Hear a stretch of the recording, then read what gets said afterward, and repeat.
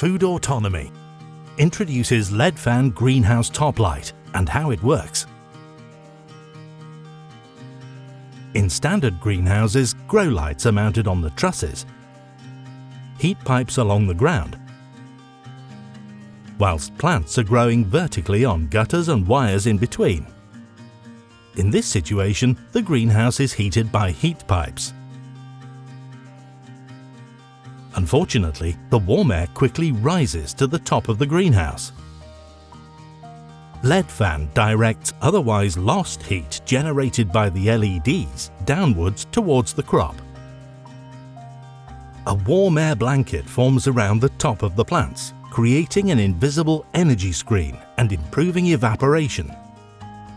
The heat from the heat pipes is partly blocked by the warm air blanket, and the windows and screens can be kept further closed due to better evaporation. Both result in energy and cost savings on top of the efficiency of the LEDs.